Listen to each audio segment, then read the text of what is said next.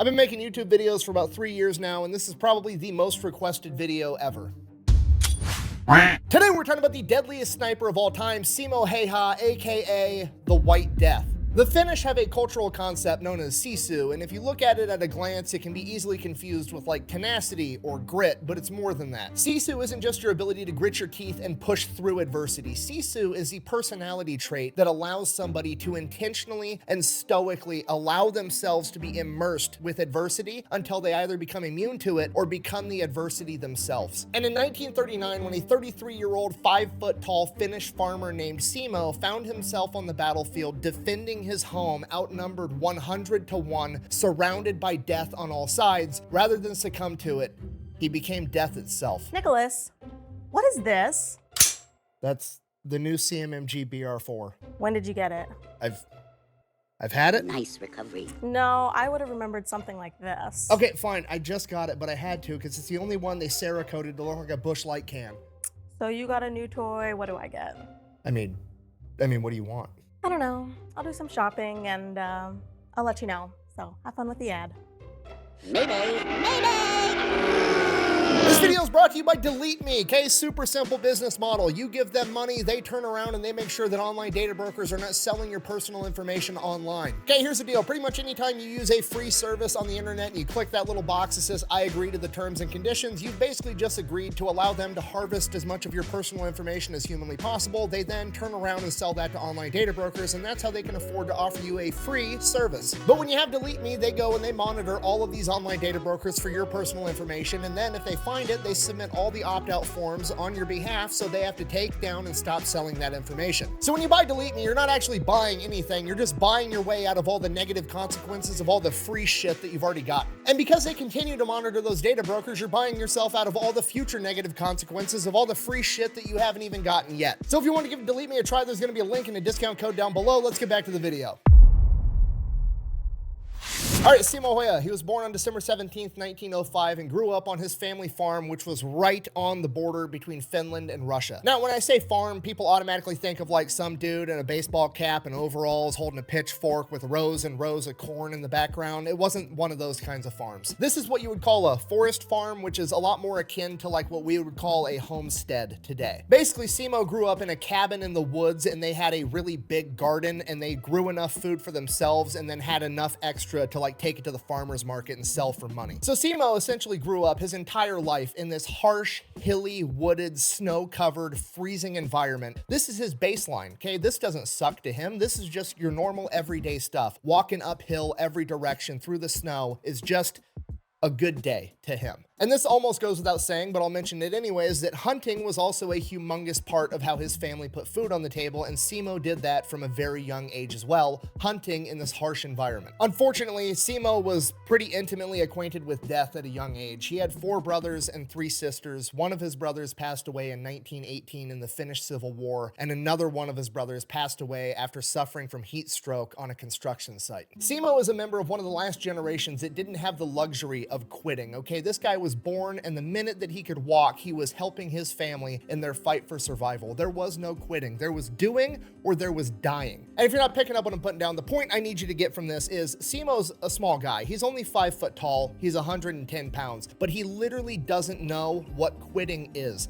Things that me and you would call horrific circumstances is just a Tuesday to him. It just doesn't even register that he should be having a bad time. He's literally just happy to be alive. At the age of 17, following in his older brother's footsteps, Simo joins the Finnish Civil Guard, which is equivalent to like the American National Guard. Essentially, they train on weekends and they'll train a couple weeks a year, being ready in case they need to be called up by their country, but the rest of the time, he's just going back being a farmer. As a member of the Civil Guard, he is issued one of the most iconic military service rifles of all time, the Mosin Nagant, a bolt-action rifle. He's also issued a small amount of ammunition to train with, but because of budgetary restrictions, they decided it'd be more efficient to just issue all of the Civil Guard members the materials they needed to load their own ammunition. So Simo was also manufacturing his own ammo. During his time in the Civil Guard, he receives awards for his excellent skiing capabilities as well as his physical conditioning. He is not a big man, but the dude is the energizer Energizer Bunny, he can just go forever. In addition to that, he also immediately becomes well known for being an excellent marksman. Before he received any formal shooting training from the military, he entered a regional shooting competition where they had to shoot a target 100 times from 300 meters with iron sights, and he had 93 out of 100 hits. He won a ton of shooting competitions inside of the Finnish military, not just with his Mosin, but also with the Suomi M31 submachine gun. He very quickly qualified for the title of master shooter within the Finnish military, and it is said that he was able to estimate range within the accuracy of 1 meter up to 150 meters away. Okay, that's literally a superhuman ability. You could just point to something off in the distance and Simo could eyeball it and be like, it's like 89 meters away, and he was dead on every single time. And that's not even the scariest part. The scariest part was how fast Simo could operate his Mosin bolt-action rifle. He could fire his Mosin accurately, insanely fast, so fast that they actually wanted to time him one day. So his buddies got a stopwatch and they were going to time to see how many times Simo could hit a target 150 meters away with his bolt-action rifle in the span of 60 seconds. Simo scored 16 hits in the span of 60 seconds with a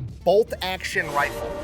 He is the one. And just so we're on the same page, the Mosin Nagant only holds 5 rounds in the magazine, meaning that Simo shot the first 6 rounds, because there was 1 in the chamber, reloaded, shot the next 5, reloaded again, and shot another 5, hitting the target 150 meters away with fucking iron sights every single time. Okay, if you don't know much about guns, this is the only bolt-action rifle I have, but he had to do something like fire 1, 2, 3, 4, 5, reload the gun, and then he did that 2 more times in 60 seconds with 100% accuracy. So Simo is just a natural superhuman level shooter. So this goes on for 2 years, and then at the age of 19, he ends up joining the Finnish active military because at this point in time, Finland has mandatory service of 15 months. And Simo gets attached to a bicycle battalion, which is it's something I honestly can't decide if it's hilarious or terrifying, the image of Simo rolling up to a battlefield on a bicycle.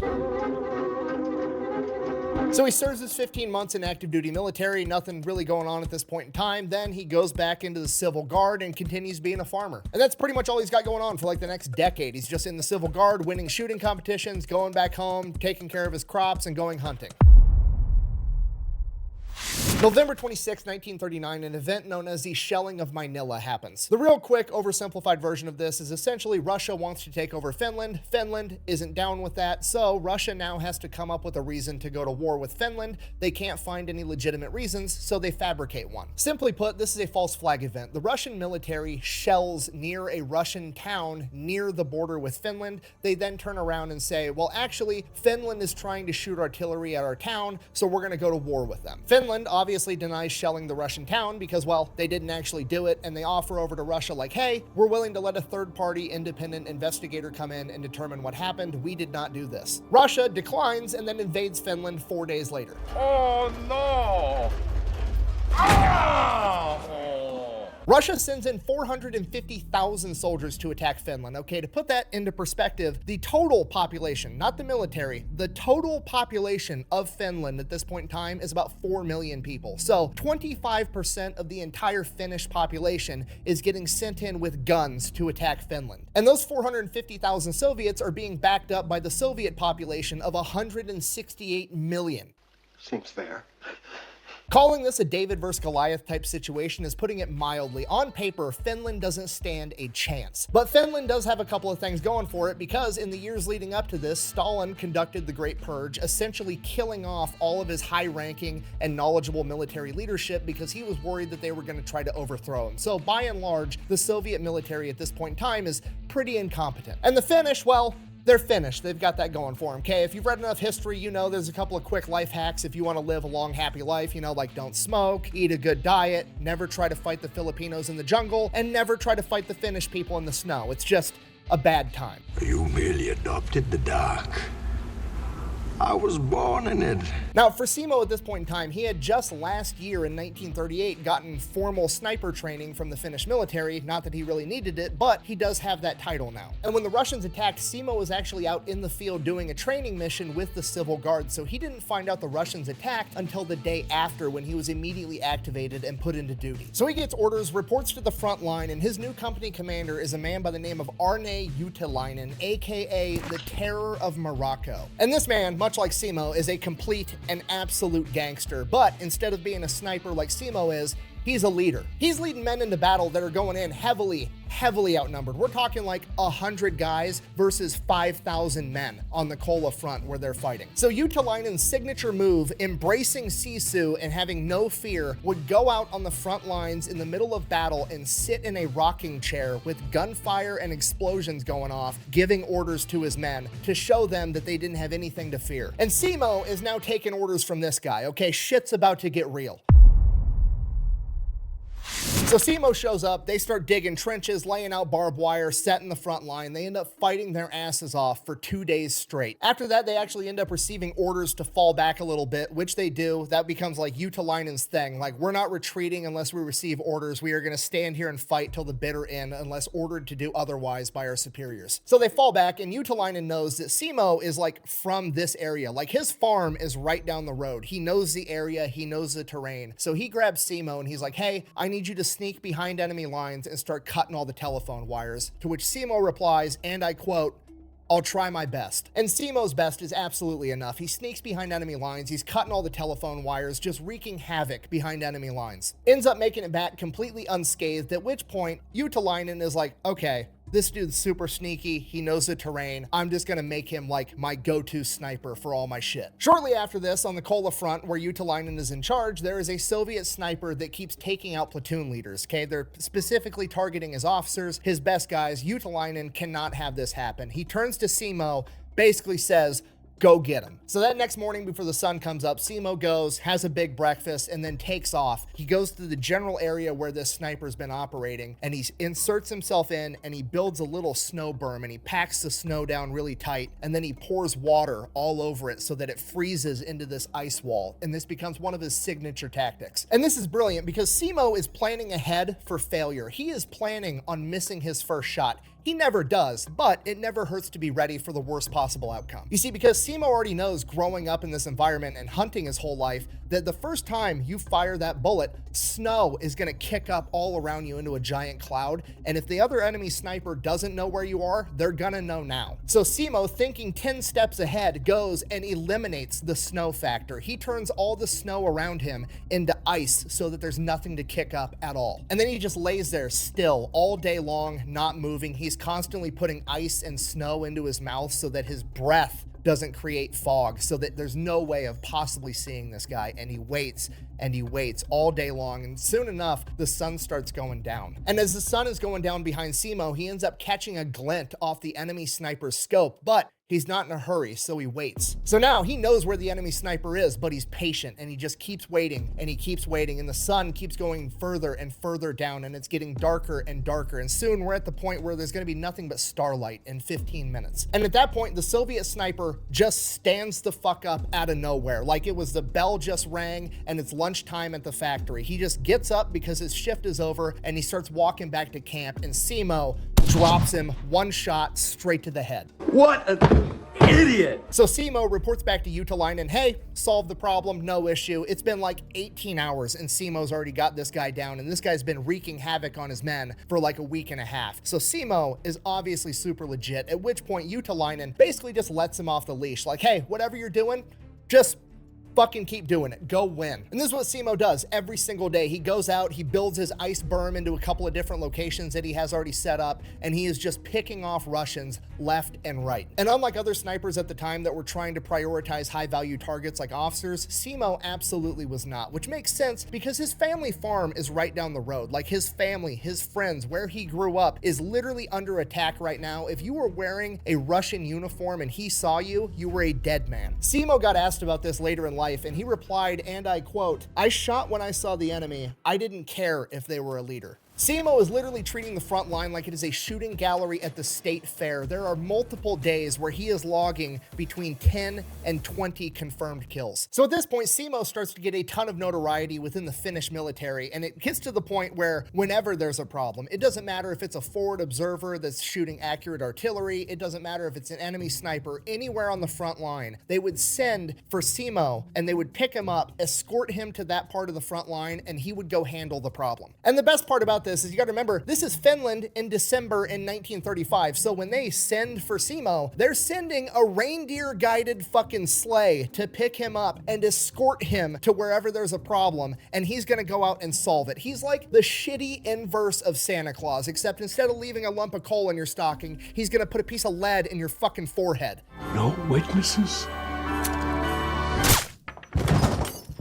So around this point, Simo starts to gain notoriety with the Soviets, and they start calling him Belia Smrt, aka the White Death. The Soviet government puts a huge bounty on Simo's head. They're sending in counter-sniper teams to take out the White Death, and every single time Simo kills all of them. They never stood a chance. The man can shoot 16 rounds a minute accurately out of his Mosin. He's wearing white camouflage in the snow. He's turned all the snow around him into ice, so there's no kicking up snow. You can't see his breath. He doesn't have a scope to catch a glint of. He's literally eliminated luck from the scenario. He is a complete ghost, and he's just wiping the floor with the entire Soviet military. So eventually the Soviets are like, okay, we're just gonna quit fucking with this guy. We're gonna quit sending men into that area of operation where we know the White Death is, and we're just gonna focus on other areas. And Simo takes this as his opportunity to go play offense. So he goes to Utalainen and is like, hey, give me a squad of guys. I'm gonna lead them into battle. We're gonna go behind enemy lines and we're gonna take the fight to them. So Simo starts leading a squad past enemy lines at dusk every night, and they would literally ski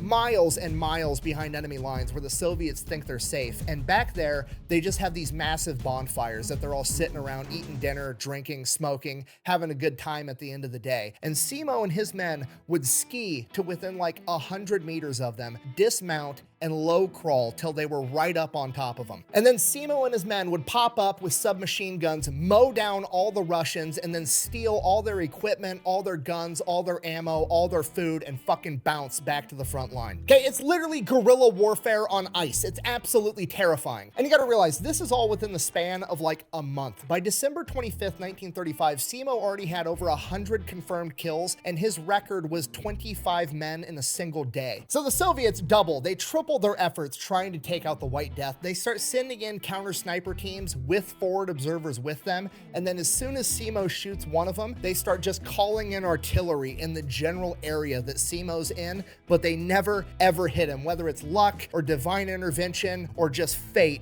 Simo makes it away every single time. And the best part is, every single time they try to do this tactic, the odds of them actually accomplishing their goal gets less and less, because every time they're sending in their best guys and Simo's killing them. So the quality of the men that Simo's going up against is constantly deteriorating. By January of 1940, Simo is an absolute legend with over 200 confirmed kills, 51 of which he got in 3 days. One of his other records at this point in time was he managed to take out 5 enemy snipers in a single day. Because of everything Simo's accomplished, around the same point in time, Utalainen's boss, the general in charge of that entire front, pulls Simo back, and they have a ceremony where they award him with an honorary rifle. It's also a Mosin just like his, but it's, you know, very nice, decorative one, and they award it to him. And you have to realize at this point in time, Simo is very, very important to the Finnish war effort. Not only is he out there just being a one-man army, wrecking house, taking it to the Soviets, but he's also huge for the morale of the entire Finnish military. Like, he is the hero that everybody's looking to, like, this guy's on our side, we might be able to win this. He is such a big deal that the general's wife knits him a pair of wool mittens, okay? It sounds like just like a nice pleasantry, but do you know how fucking gangster you have to be for the general's wife to feel motivated to knit you in particular a pair of mittens? Okay, that means the general is going home every night telling his wife, like, sweetheart, the White Death is the shit. He's the key to winning this war. He's everything right now. And the wife is like, oh shit, I better do something nice for this guy because he's literally gonna save the whole country by himself. So Simo gets his ceremonial rifle, gets his wool mittens. He's also awarded a pocket watch, which at this point in time is a huge deal to have a watch. So he gets all that. And usually at this point in time, you know, bigger, more powerful countries like America would pull you back and use you for war bonds, parade you around the country, but they send Simo right back into action because they can't afford to not have him on the front lines. So Simo gets right back to work. He's playing cat and mouse with the Russians. Whenever they want to send men men in, Simo picks them off. Whenever they don't want to send men in, Simo skis in with a squad, mows them down at their campfire. And this goes on for months, Simo just straight up farming the Russians for XP. And by March of 1940, the Russians grew impatient and they launch a major attack. And Simo said that the Russians just kept coming, just wave after wave, just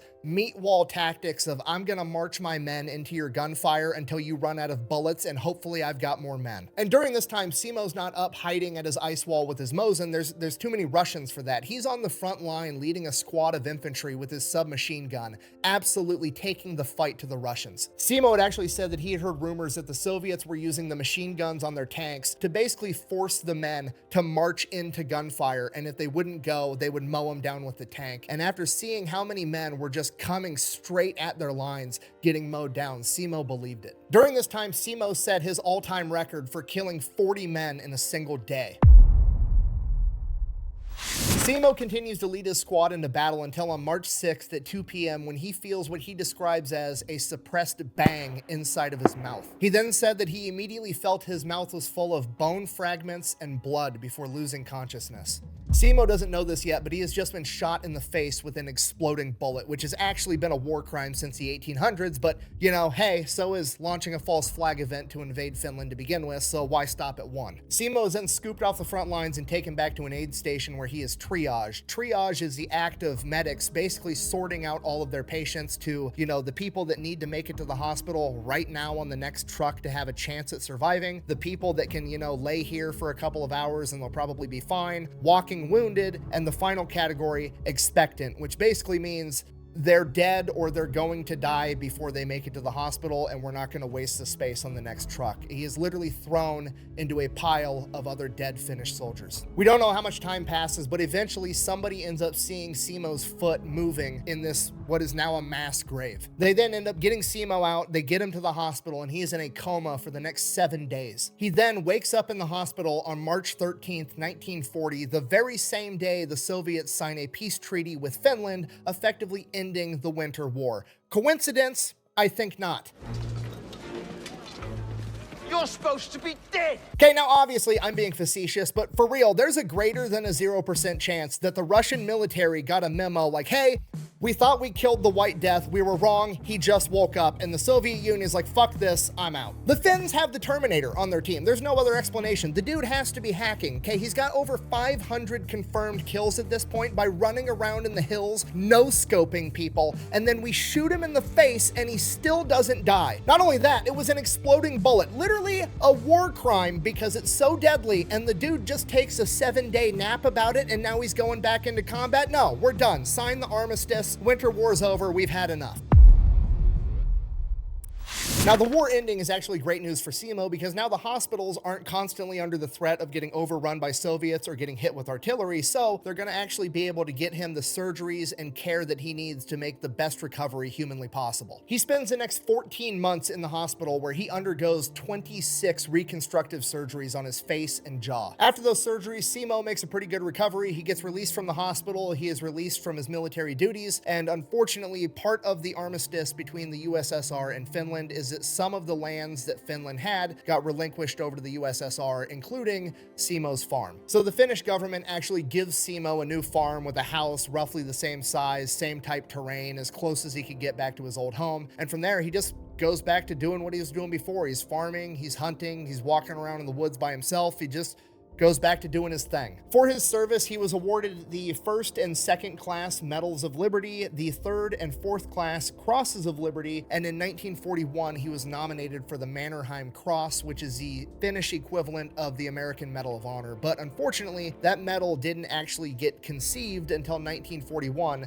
which is after Simo's service, so a lot of the paper pushers inside the Finnish government denied him getting the Mannerheim Cross because I guess his service was before that award existed, so that wouldn't make sense, so he never actually got the Mannerheim Cross, but the man deserved it 1000%. The final stats for his short time in combat were 542 confirmed kills, 249 of which were from his Mosin Nagant with nothing but iron sights, and the rest were from his submachine gun. Now, these stats have been criticized by both, historians in academia and internet comment sections today, aka a bunch of people that weren't actually fucking there, but these stats are validated by both his company commander and his his company chaplain, the people that were there. And if that wasn't enough, which it should be, but you know, just in case you think it's not, in 2017, well after his passing, his nephew stumbled across Simo's personal memoirs that he had never published, never let anyone else see, that he had written down for himself. And in his personal writings, again, to himself, that he never tried to get published, that he would have absolutely no reason to lie on, he says that he killed well over 500 men. But ultimately, Simo didn't, and probably wouldn't to this day if he was still around, care what you thought, because he wasn't doing it because he wanted the glory. He just went back to farming. He led a humble life. He didn't want to be known as the White Death. He just wanted to be left alone. That was his happily ever after, just living on a farm, doing his own thing, and that's exactly what he got. Okay, worth noting, he passed away in 2002 at the age of 96. The Soviet Union fell in 1991, okay? Simo Häyhä took the fight to the enemy to a degree that no other singular human ever has in the history of the world, and then he gets shot in the face with an exploding bullet, again, a literal war crime, shrugs it off, and then proceeds to live longer than the country that he went to war with. That's gangster as fuck. And that is the story of Simo Häyhä, the White Death, the farmer's son that rose to the occasion, defended his country against all odds, showing the enemy the true meaning of Sisu. Thank you for watching. Best way to support the channel is go buy some merch over at thefatelectrician.com. Quack bang out. The real moral of the story here is you should probably just be nice to everybody, because that little 5-foot guy at the grocery store might be the biggest badass of all time.